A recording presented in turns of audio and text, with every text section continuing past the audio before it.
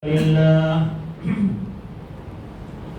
نحمده ونستعينه ونستغفره ونؤمن به ونتوكل عليه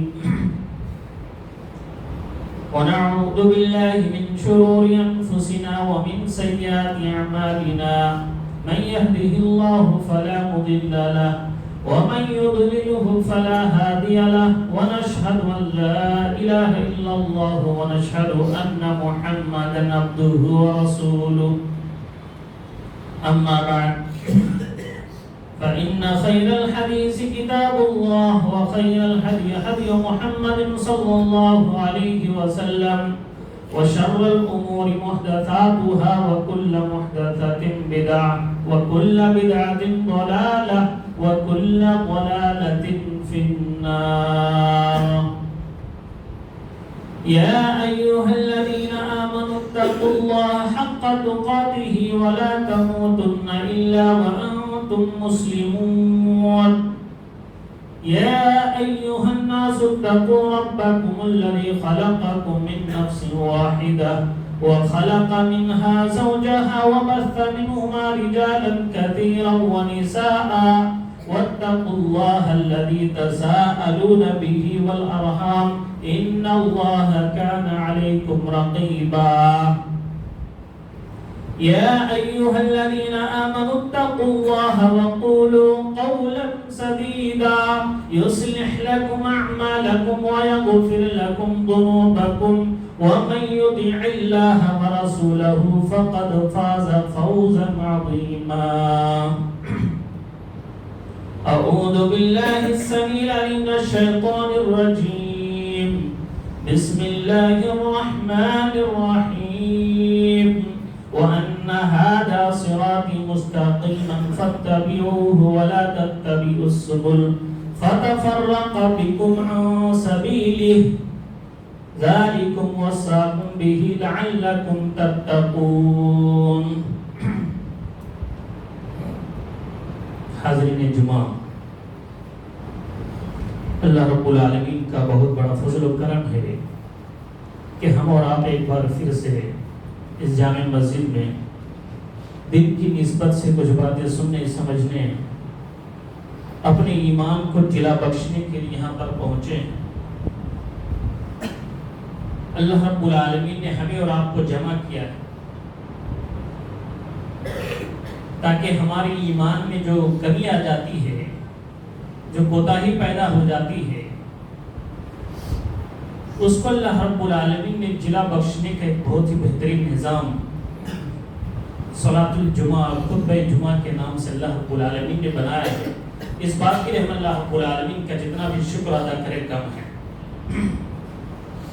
ساتھ ہی ساتھ آقا نامدار آخر نبی جناب محمد مصطفیٰ صلی اللہ علیہ وسلم پر بے شمار درود و سلام نازل ہو. اللہم صلی علی محمد وعلی آل محمد کما صلیت علی ابراہیم وعلی آل ابراہیم انکا حمید مجید. اللہم بارک علی محمد وعلی آل محمد کما بارکت علی ابراہیم وعلی آل ابراہیم انکا حمید مجید. حاضرین جمعہ، خطبہ مسنونہ کے بعد میں نے سورۃ الانعام کی ایک آیت تلاوت کی ہے. اس میں اللہ رب العالمین نے فرمایا کہ وَأَنَّ هَذَا صِرَاطِ مُسْتَقِيمًا فَاتَّبِعُوهُ. یہ جو اسلام کا، دین کا، سنت کا راستہ ہے، یہی میرا سیدھا راستہ ہے، یہی میرا سیدھا راستہ ہے. فَاتَّبِعُوهُ، لہذا اس کی پیروی کرو، اسی راستے پر چلو. وَلَا تَتَّبِعُوا السُّبُلَ، اور اس راستے کے دائیں بائیں آگے پیچھے جو راستے ان راستوں پر مت چلو. اگر ان راستوں پر چلو گے تو ہوگا کیا؟ فَتَفَرَّقَ بِكُمْ عَنْ سَبِيلِهِ، تم اصل راستے کو بھول جاؤ گے، تم اپنے ہدف کو بھول جاؤ گے، اپنے مقصد کو بھول جاؤ گے. تمہارا جو آخری مقام ہے، آخری ٹھکانہ ہے، اس سے تم بہک جاؤ گے. ذَلِكُمْ وَصَّاكُمْ بِهِ لَعَلَّكُمْ تَتَّقُونَ. یہ اللہ رب العالمین کی طرف سے، تمہارے پروردگار کی طرف سے وہ یہ وصیت، یہ نصیحت ہے. کیوں؟ لَعَلَّكُمْ تَتَّقُونَ، تاکہ تم متقی اور پرہیزگار بن جاؤ. حضرات، اس آیت کی تفسیر کرتے ہوئے آپ صلی اللہ علیہ وسلم نے بیان فرمایا، حدیث کے اندر آتا ہے کہ جابر رضی اللہ تعالیٰ فرماتے ہیں کہ كنا عند رسول اللہ صلی اللہ علیہ وسلم، کہ ہم اللہ کے رسول صلی اللہ علیہ وسلم کے ساتھ تھے. اسی درمیان آپ صلی اللہ علیہ وسلم نے خط خطن، آپ صلی اللہ علیہ وسلم نے اپنے سامنے ایک لکیر کھینچی. وخط خطین عن یمینہ وخط خطین عن یسارہ وعن شمالہ. اس کے بعد آپ صلی اللہ علیہ وسلم نے اپنے دائیں دو لکیریں کھینچی، بائیں دو لکیریں کھینچی، اور کھینچنے کے بعد آپ صلی اللہ علیہ وسلم نے سامنے والی لکیر پر اپنے ہاتھ رکھ کر، اپنی انگلی رکھ کر کے فرمایا ہذہ سبیل اللہ، ہذا سبیل اللہ، یہ اللہ رب العالمین کا راستہ ہے، لہذا اسی کی پیروی کرو. اس کے بعد آپ صلی اللہ علیہ وسلم نے اس آیت کی تلاوت کی وَأَنَّ هَذَا صِرَاطِي مُسْتَقِيمًا فَاتَّبِعُوهُ، کہ یہی میرا سیدھا راستہ ہے، اس سے دائیں گئے بہک جاؤ گے، بائیں گئے بہک جاؤ گے. سیدھے راستے پر چلنا ہے، تمہیں کیا کرنا ہے؟ سیدھے راستے پر چلنا ہے. اور اسی طریقے سے مسند دارمی کی روایت ہے کہ عبداللہ بن مسعود رضی اللہ تعالیٰ عنہ فرماتے ہیں کہ اللہ کے رسول صلی اللہ علیہ وسلم نے ایک دن ایک لکیر کھینچی، خط خطن یوما، آپ صلی اللہ علیہ وسلم نے ایک لکیر کھینچی، وخط خطوطا من یمینہ وعن شمالہ، اور آپ صلی اللہ علیہ وسلم نے اپنے دائیں کچھ لکیریں، بائیں کچھ لکیریں کھینچی. اس کے بعد آپ صلی اللہ علیہ وسلم نے کیا فرمایا؟ ہذہ سبل، ہذہ سبل وعلی کل سبیل منہا شیطان یدعو لہ. اور یہ جو راستے دیکھ رہے ہو، سامنے والی راستے کو چھوڑ کر کے دائیں بائیں آزو بازو جو تم راستے دیکھ رہے ہو، یہ شیطان کے راستے ہیں. ان راستوں پر چلو گے تو تم بہک جاؤ گے، اس لیے کہ ہر راستے پر شیطان بیٹھا ہوا ہے، ہر راستے پر شیطان بیٹھا ہوا. یدعو الیہ، جو سیدھی راستے پر چلنے والے انسانوں کو اپنی طرف بلاتا ہے، بہکاتا ہے، اسے جو ہے بگاڑنے کی، اس کی آخرت اور عاقبت کو بگاڑنے کی کوشش کرتا ہے. حضرات، حضور صلی اللہ علیہ وسلم کی اس تفسیر اور اس وضاحت سے یہ بات ہمیں سمجھ میں آ گئی کہ حق کا راستہ ہمیشہ ایک رہا ہے، حق کا راستہ ہمیشہ ایک رہا ہے، ایک ہی ہے، ایک ہی رہے گا انشاءاللہ.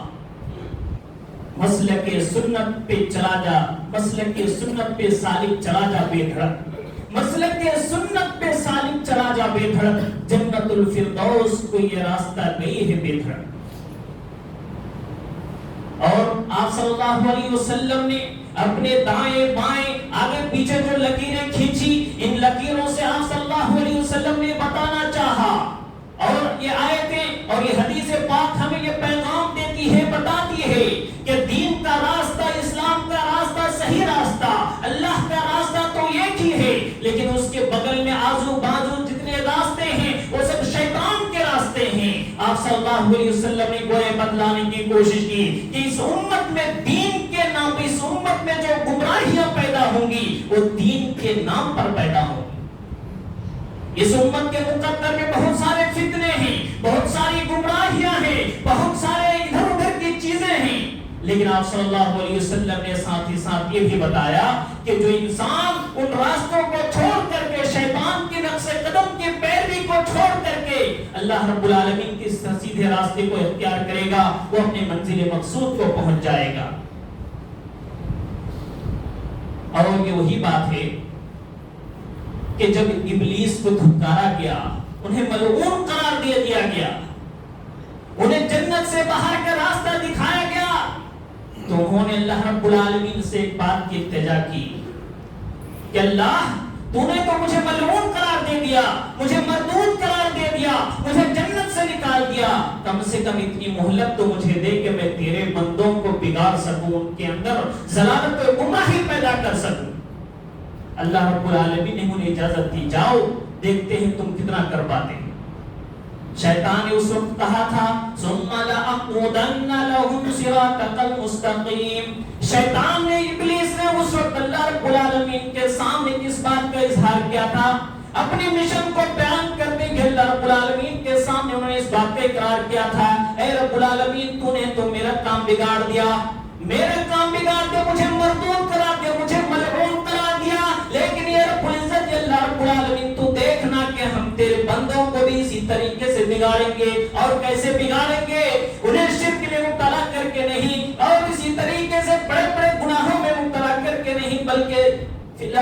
صراطک المستقیم، تیرے سیدھے راستے پر بیٹھ کر کے میں تیرے بندوں کو بگاڑوں گا،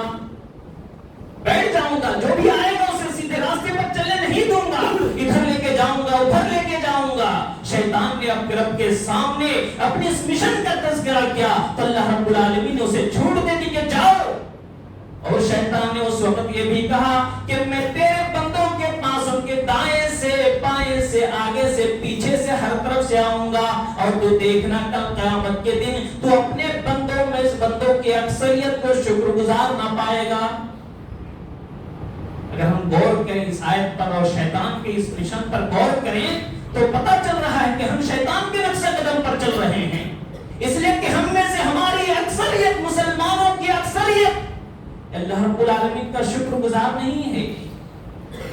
اللہ رب العالمین کا شکر گزار نہیں ہے، ناشکرہ بنا ہوا ہے۔ اگر ہم شکر گزار ہوتے، نمازوں کے لیے آتے، زکوٰۃ دیتے، صدقات و خیرات کرتے، ہم اگر حقدار ہیں، مالدار ہیں، اللہ نے اطاعت استطاعت دی ہے، ہم حج کو جاتے، عمرے کو جاتے، ہر نیک کام کرتے، لیکن ہم ناشکرہ ہیں،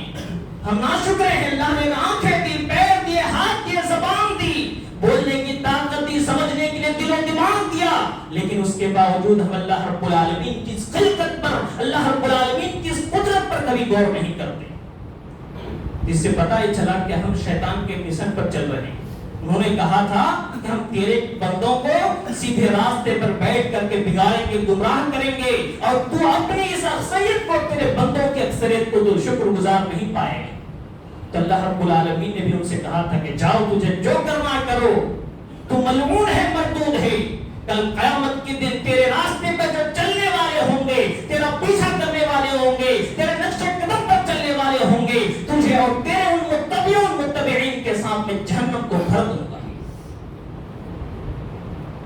کوئی فرق نہیں پڑتا کہ کون میرا چل رہا ہے، 100 میں سے 99 آدمی بھی اگر باطل پہ چلے، گمراہی کے راستے پہ چلے، شیطان کے نقش قدم پر چل رہا، کو کوئی فرق نہیں پڑتا میرے بھائیوں۔ اللہ رب العالمین کی جہنم اتنی بڑی ہے کہ اللہ رب العالمین اس جہنم کو شیطان اور اس کے متبعین کے ساتھ اسی جہنم کو بھرے گا، پھر بھی جگہ کم رہ جائے،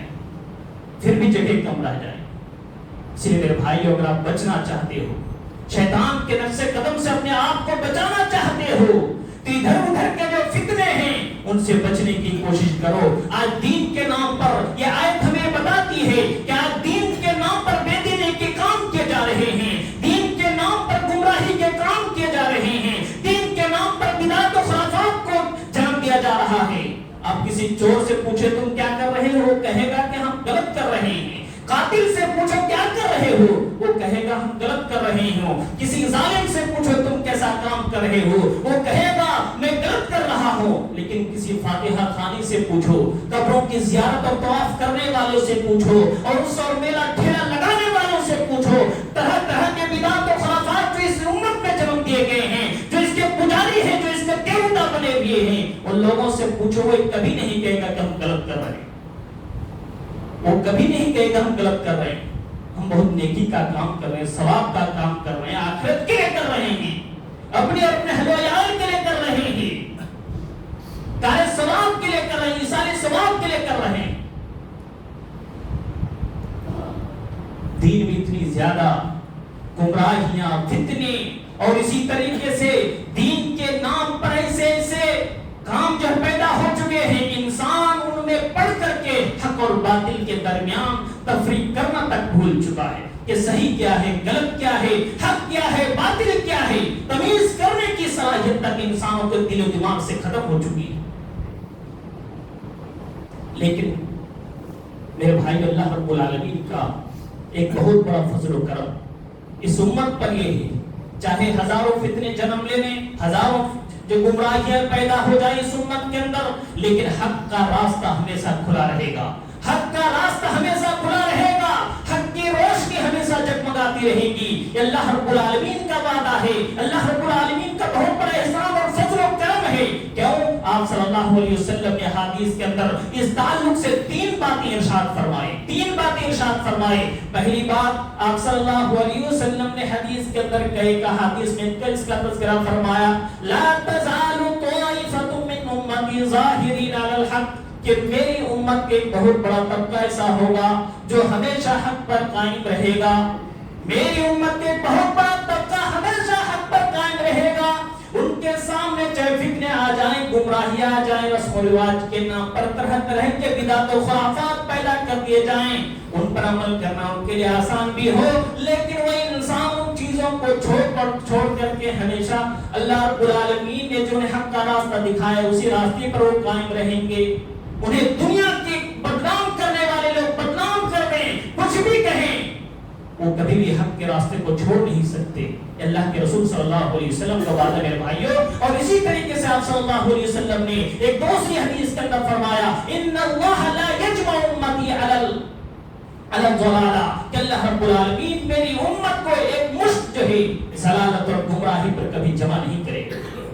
یعنی یہ نہیں ہو سکتا ہے کہ کوئی کام غلط ہو, گمراہی کا کام ہو, باطل کا کام ہو, لیکن انسان 100% جو ہے اسی باطل اور گناہ کے کام میں مبتلا ہو جائیں. کچھ لوگ تو چاہے گنے چنے کچھ لوگ ہی ہوں, کچھ لوگ تو ضرور بھی ضرور اس راستے میں حق کو تلاش کرنے والے ہوں گے, اس گمراہی میں بھی حق کو ڈھونڈ لینے والے ہوں گے. کہ اللہ رب العالمین کا بہت بڑا فضل و کرم ہے. اور اسی طریقے سے حضرات آپ صلی اللہ علیہ وسلم نے دوسری جگہ ارشاد فرمائی, سنن ابو داؤد کی روایت ہے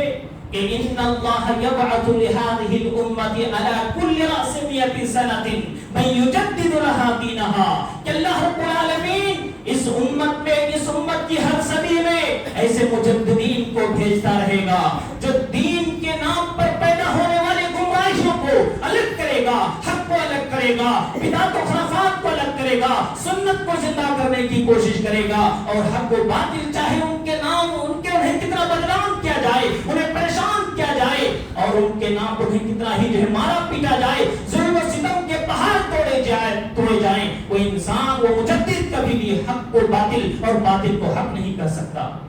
ہمارا جانتے ہیں کہ پہلی صدی کے مجدد کے طور پر حضرت عمر بن عبدالعزیز رحمۃ اللہ علیہ, جن کی شخصیت پر سب کا اتفاق, پوری امت کا اتفاق ہے, اور اس کے بعد کے دور میں حضرت امام ابن تیمیہ رحمۃ اللہ علیہ, ان کی بھی شخصیت پر پوری امت کا اتفاق ہے. یہ وہ شخصیات تھے میرے بھائیوں جنہوں نے حق کو حق سمجھا, جنہوں نے باطل کو باطل سمجھا, جنہوں نے بدعت کو بدعت لوگوں کے سامنے بہت بدعت بیان کیا, جنہوں نے سنت کو زندہ کرنے کی کوشش کی, انہیں لوگوں نے پریشان کیا, انہیں لوگوں نے ہر طرف سے دبانے کی کوشش کی, لیکن وہ اللہ رب العالمین کے بھیجے ہوئے مجدد تھے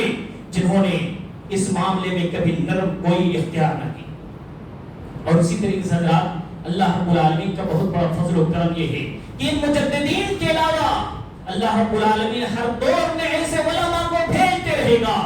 جو علماء حق پرست ہوں گے, جو علماء حق پر چلنے والے ہوں گے, باطل کا منہ توڑ جواب دینے والے ہوں گے. آپ صلی اللہ علیہ وسلم نے حدیث کے اندر فرمایا يحمل هذا العلم على كل خلف عدول ينفون عنه تحریف الغالین وانتحال المبتلین وتعبیر الجاہلین, کہ اللہ رب العالمین اس امت میں, اس امت کی ہر صدی اور ہر دور میں مجددین کے علاوہ ایسے علماء بھیجتے رہیں گے, پیدا کرتے رہیں گے, چاہے ان کے سامنے ہزاروں بدعات و خرافات ہو, گمراہیاں ہو, علماء حق کو زندہ کرنے والے, حق بتلانے والے, سنت کو آگے بڑھانے والے ہوں گے, جاہلوں کی تعویلات کو غلط ٹھہرانے والے اور باطلوں کی فحاشی, ان کی مکاریوں کو دبانے والے, اور اسی طریقے سے وہ انتحال المبتلین اور باطلوں کے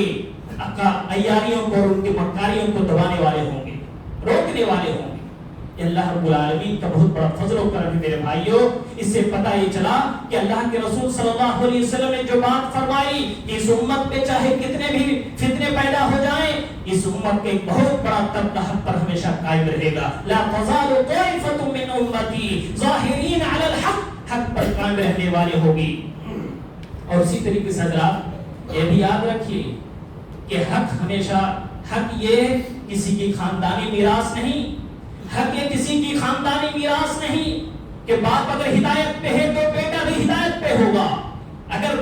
پوتا بھی ہوگا اس کے خاندان کے دوسرے تمام کے تمام لوگ ہدایت پر ہوں گے. یہ کوئی خاندانی میراث نہیں. یا پھر اس کے برعکس اگر باپ بگڑا ہوا ہے, وہ باطل کے راستے پہ, اس کا بیٹا, اس کا پوتا اور اس کی تمام نسلیں جو ہے خرافات میں جائیں گی, بگڑے گی, ان کے اخلاق بگڑے ہوئے ہوں گے, ان کے کردار بگڑے ہوئے ہوں گے. ایسا نہیں میرے بھائیوں. آپ نے دیکھا ہوگا, سنا ہوگا, قرآن کریم اٹھائیے پڑھیے, پڑھیے حضرت نوح علیہ السلام نے 950 سال تک لوگوں کو دین کی دعوت دی، ایک اللہ کی طرف بلایا، لیکن کتنے لوگ اس پر ایمان لے آئے؟ 40 سے 80 لوگ ان پر ایمان لائے۔ خود ان کا بیٹا کافروں میں رہا، مشرکوں میں رہا، اللہ کی آیتوں کا انکار کرنے والا بن گیا۔ تو پتہ یہ چلے اللہ کا قانون ہے، یہ اللہ کا قانون ہے کہ خرافات کے گھر میں سنت کو زندہ کرنے والا جنم لے سکتا ہے، اور نبی کے گھر میں کافر و مشرک پیدا ہو کر کے رہ سکتا ہے۔ اللہ رب العالمین کا قانون ہے، اللہ جسے چاہے ہدایت دے، جسے چاہے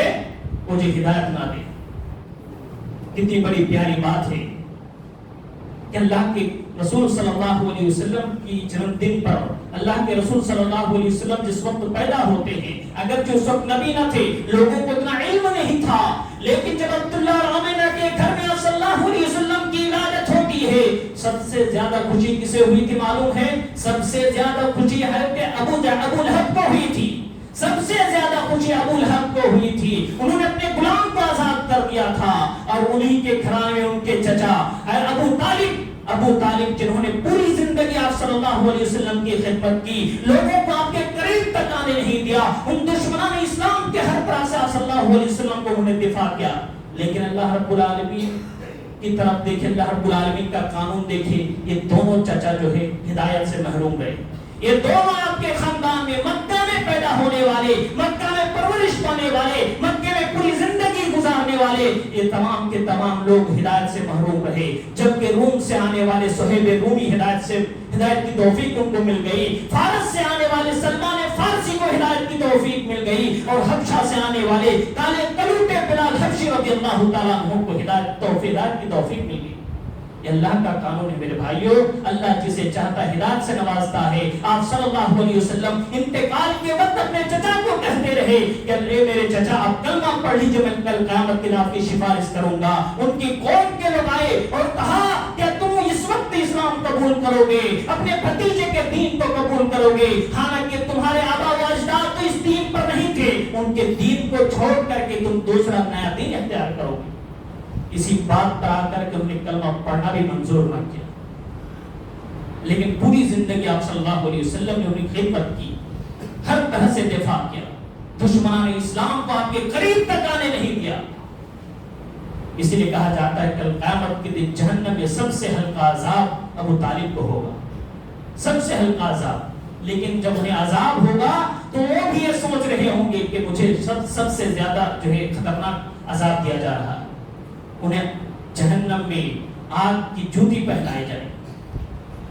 اسی طریقے سے حضرات حق کے راستے میں جب ہم حق کی طرف بڑھتے ہیں، باطل کو چھوڑ کر کے حق کی طرف بڑھتے ہیں، آگے بڑھتے اسے اختیار کرنے کی کوشش کرتے ہیں، تو کچھ چیزیں ایسی ہیں جو انسانوں کو حق سے روکتی ہے، انہیں جو ہے ہٹاتی ہے، اور ان میں سب سے بڑا سبب جو ہے وہ ہے کہ انسان کے اندر تکبر پیدا ہو جاتا ہے۔ جب انسان کے اندر تکبر پیدا ہو جائے، کبر و غرور آ جائے، وہ انسان حق کو تسلیم نہیں کرتا، وہ انسان حق کو تسلیم نہیں کرتا، اگرچہ اس کے دل کو اگر چیر کر کے دیکھا جائے، اس کے دل پر لکھی ہوئی تمام تحریروں کو پڑھا جائے، وہ حق کو جانتا بھی ہے، وہ مانتا بھی ہے کہ حق ہے، لیکن اسے قبول نہیں کرتا۔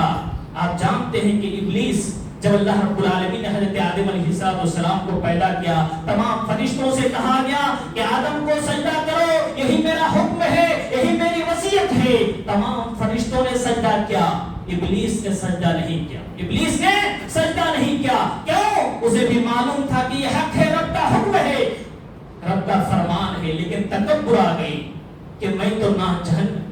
آگ سے پیدا کیا گیا ہوں، میں تو آگ سے پیدا کیا گیا ہوں۔ آگ کی صفت یہ ہے، آگ اوپر کو جاتی ہے، حضرت آدم مٹی سے بنائے گئے ہیں، مٹی کی صفت یہ ہے وہ نیچے جاتی ہے، انہیں اچھالا جائے وہ نیچے گر جاتی ہے، آگ کو اوپر اچھالا جائے آگ اور اوپر کو جاتی ہے، لہذا اوپر جانے والا شخص نیچے جانے والی چیز کو کبھی سجدہ نہیں کر سکتا۔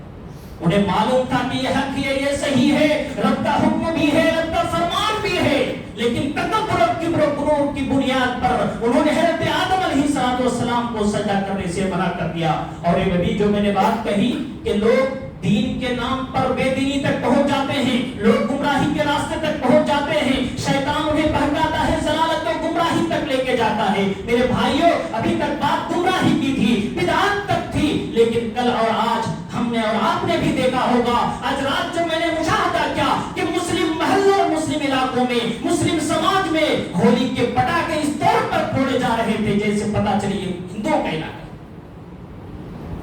شیطان نے ہمیں بہکایا نہیں, ہمیں گمراہ نہیں کیا, تو اور کیا کیا ہے. شیطان کا بس ہم پر اتنا چل چکا ہے کہ ہم بدعت کو چھوڑ کر کے شرک کے منازل ہم طے کرتے ہوئے چلے جا رہے ہیں. ہمیں احساس ہونا چاہے ہندوستان میں رہنے والے مسلم ہیں, ہمارے ہر تہوار پر, ہماری ہر عید پر ہمیں نقصان پہنچانے کی کوشش کی جاتی ہے, ہمیں دبانے کی کوشش کی جاتی ہے, ہمارے نشانات کو مٹانے کی کوششیں کی جاتی ہے. اس کے باوجود ہم اپنے تہواروں کو چھوڑ کر کے غیروں کے تہوار پر اتنی گرم جوشی سے اس کا استقبال کرتے ہیں کہ جو ہے پتہ نہیں چلتا کہ فرق کرنا مشکل ہو جاتا ہے کون سا علاقہ مسلمانوں کا ہے کون سا علاقہ کافروں کا ہے. شیطان نے جو بات کہی تھی ثم لأقعدن لهم صراطك المستقیم, میں تیرے سیدھے راستے پر بیٹھ کر کے تیرے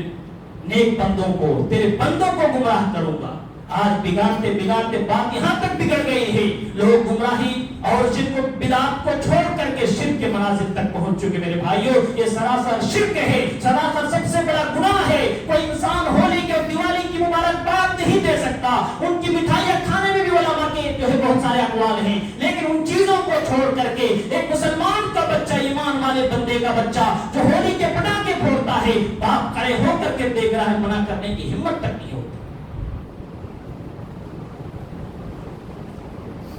میرے بھائیوں حق کے راستے میں کچھ چیزیں ایسی ہیں جو انسانوں کو حق کو قبول کرنے سے روکتی ہے. اسی طریقے سے میرے بھائیوں حق کے راستے میں جو رکاوٹ بنتی ہے وہ ہے حسد. وہ ہے حسد. یہ حسد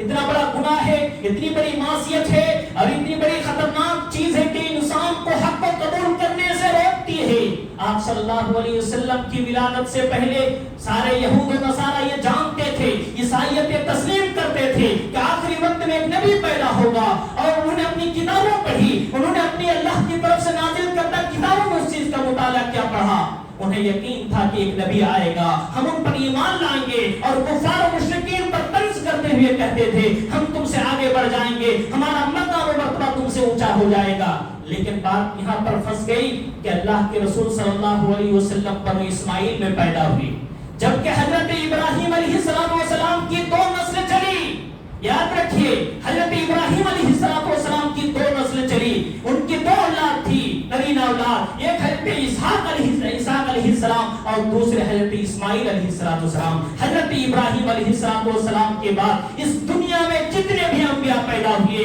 وہ سارے کے سارے بنو اسحاق میں سے تھے, اسحاق علیہ السلام کی اولاد میں سے تھے. یہود و نصارہ کے جتنے انبیاء آئے, بنو اسرائیل کے جتنے انبیاء آئے, وہ سارے کے سارے بنو اسحاق کی اولاد سے تھے. ان سب کو پتا تھا, لیکن اسے اس بات کی بھی کبھی امید تھی کہ آخری نبی بھی ہماری ہی اس نسل سے آئے گا. لیکن اللہ رب العالمین کی طرف سے آخری نبی جناب محمد رسول اللہ صلی اللہ علیہ وسلم, آخری نبی جناب محمد رسول اللہ صلی اللہ علیہ وسلم بنو اسحاق سے نہیں بلکہ بنو اسماعیل میں پیدا ہوئے. ان لوگوں کو حسد ہو گئی, یہ کیسے ہو سکتا ہے, یہ خاندان قریش میں پیدا ہو گئے, یہ کیسے ہو سکتا ہے, یہ تو ہمارے خاندان میں پیدا ہونا چاہیے تھا, ہمیں ہمارا مقام و مرتبہ بڑا ہوتا, ہماری رفعت و منزل اونچی ہوتی. لیکن حسد کی بنیاد پر کفار و مشرکین تو آپ صلی اللہ علیہ وسلم پر ایمان لائے. بڑے بڑے بادشاہ جو کفار و مشرکین کے سرتاج تھے وہ تو آپ پر ایمان لائے, جو لیکن یہود و نصارہ جو آپ کے بارے میں پڑھ چکے تھے, جانتے تھے, سمجھتے تھے, تسلیم کرتے تھے, یہ حسد کی بنیاد پر انہیں حق کو تسلیم کرنے سے انہوں نے اپنے آپ کو دور رکھا. میرے بھائیوں اسی طریقے سے ایک اور چیز ہے جو انسانوں کو حق کو تسلیم کرنے سے روکتی ہے, وہ ہے انسان کا عہدہ اور منصب. یہ عہدہ اور یہ منصب اگر غلط چیزوں میں استعمال ہو جائے انسان کو حق کو تسلیم کرنے سے روکتا ہے, حق کو جو ہے اختیار کرنے سے انسان کو دور رکھتا ہے. یہ عہدہ کسی انسان سے کوئی غلطی ہو گئی لیکن اسے بعد میں پتا چلا کہ حق تو یہ ہے, باطل تو یہ ہے, لیکن سوچتا ہے اگر میں اس کو اختیار کروں گا, اگر میں اسے اختیار کروں گا, اسے اپنا لوں گا تو میرے بعد کے لوگ مجھے کیا کہیں گے, میرے بعد کے لوگ مجھے چھوٹا کہیں گے. اس لیے وہ انسان اپنی کرسی کو بچانے کے لیے, اپنے عہدے اور منصب کی لالچ میں انسان حق کو تسلیم کرنے سے دور رہتا ہے. یہود و نصارہ کے بڑے بڑے علماء اور ربانیین جن کے سامنے حق واضح تھی, جن کے سامنے حق نور, حق جو ہے روشنی کی طرح چمک رہا تھا, لیکن اس کے باوجود انہوں نے خود کو گمراہ کیا، اپنے ماننے والوں کو بھی گمراہ کیا، نبی پاک صلی اللہ علیہ وسلم پر ایمان لانے والوں کو انہوں نے دور رکھا، حقیقت ہی نہیں بتلائی۔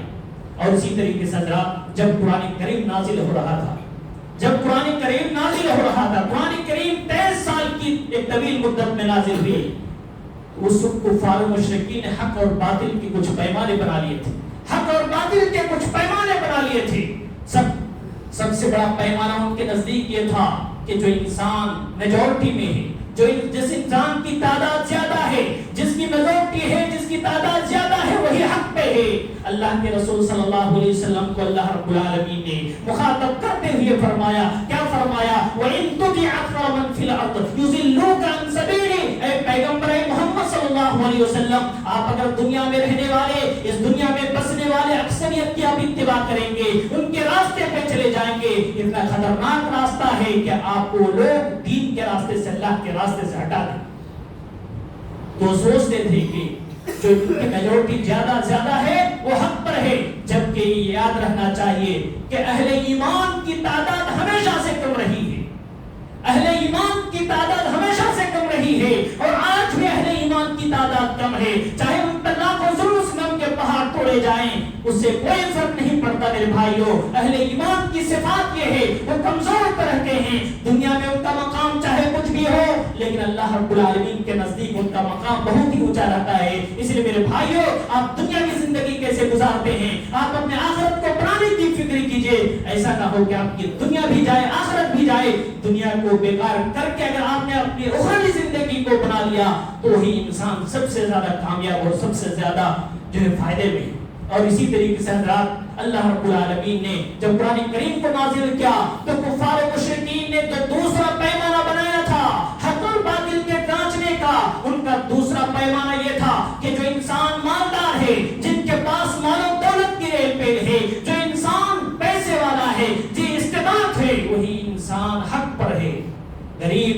مزدور اور اسی طریقے سے ناتواں لوگ وہ سارے کے سارے باطل پر ہیں۔ اللہ رب العالمین نے فرمایا قرآن کریم کے اندر، جس کا مفہوم یہ ہے کہ اگر اللہ رب العالمین کسی انسان کو نافرمانی پہ نافرمانی، معصیت پہ معصیت، گناہ پہ گناہ کرنے کے باوجود اللہ رب العالمین کسی کو مال دے رہا ہے، رزق میں اس کی بڑھوتری ہو رہی ہے، برکت ہو رہی ہے، اور وہ انسان یہ سمجھتا ہے بل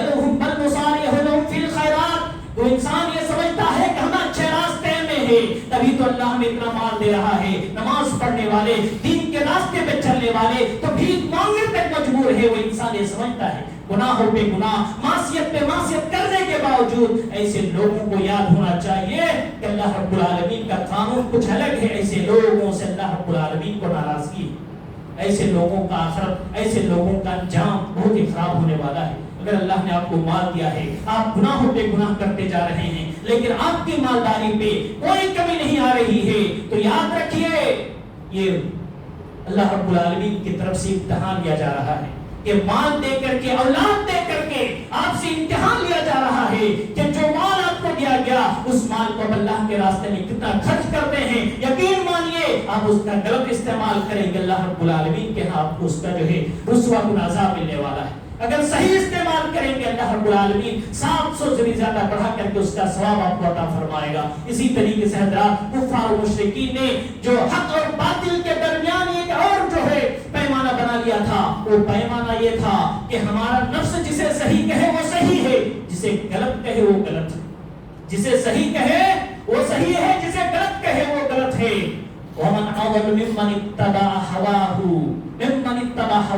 بِغَيْرِ هُدًى مِنَ اللَّهِ، اس سے بڑھ کر گمراہ اور اس سے زیادہ باطل پرست کون ہو سکتا ہے جو اللہ رب العالمین کی ہدایت کے بغیر اپنے اتباع نفس کی پیروی کرے۔ اس سے بڑھ کر کوئی باطل پرست، اس سے بڑھ کر کوئی گمراہ نہیں ہو سکتا ہے۔ لہذا میرے بھائیوں، اگر حق پہ چلنا ہے تو حق پہ چلنے کے لیے آپ کے اندر ایک تڑپ ہونی چاہیے، حق کو حاصل کرنے کی آپ کی ایک لگن ہونی چاہیے، طلب صادق آپ کے اندر ہونی چاہیے، ورنہ گمراہی کے راستے اتنے زیادہ ہیں، اس امت کے مقدر میں اتنی گمراہیاں ہیں، اتنے فتنے ہیں، اتنے بدعات و خرافات ہیں، کبھی بھی آپ کو ایمان ڈول سکتا ہے، کبھی بھی آپ ایمان کے راستے سے نکل سکتے ہیں۔ اسی لیے ہم اور آپ نمازوں میں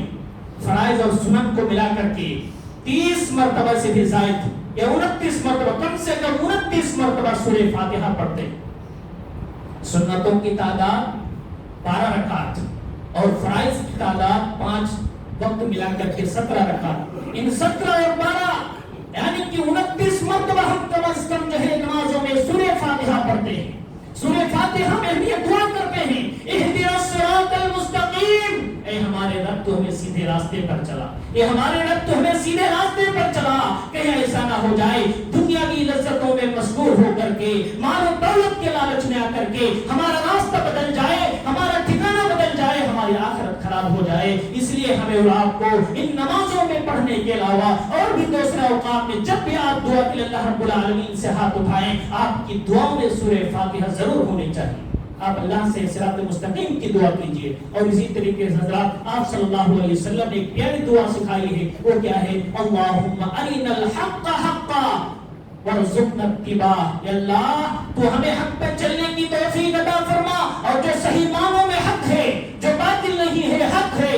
तो हमें उसे हक दिखा और उसकी इत्तिबा करने की तो हम सबको तौफीक अता फरमा। व अरिनल बातिला बातिला, और जो बातिल है उसे बातिल दिखा और उससे बचने की तो हम सबको तौफीक अता फरमा। ये दुआ भी आपके लबों पर, आपकी ज़बान पर होनी चाहिए। अगर आप हक के रास्ते पर चलना चाहते हैं, बातिल से बचना चाहते हैं, गुमराहियों से बचना चाहते हैं, अपने आप को हक का लंबरदार बनाना चाहते हैं, तो अल्लाह रब्बुल आलमीन से ये दुआ और ये जो है तमाम चीजें आपके अंदर होनी चाहिए, तभी आप जो है हक के रास्ते पर चल पाएंगे। अल्लाह रब्बुल आलमीन से दुआ है, अल्लाह रब्बुल आलमीन हम सबको हक के रास्ते पर चलने की तौफीक अता फरमाए। अल्लाह रब्बुल आलमीन हमें हक को सही तरीके से पहचानने की और उस पर फिर अच्छी तरीके से अमल करने की हम सबको तौफीक अता फरमाए। अल्लाह रब्बुल आलमीन हमें हक पर इस्तिकामत अता फरमाए। आमीन व आखिर दावाना अल्हम्दुलिल्लाहि रब्बिल आलमीन। अक़ूलु क़ौली हाज़ा व अस्तग़फिरुल्लाह ली व लकुम व लिसाइरिल मुस्लिमीन मिन कुल्लि ज़ंबिन फस्तग़फिरूहु इन्नहु हुवल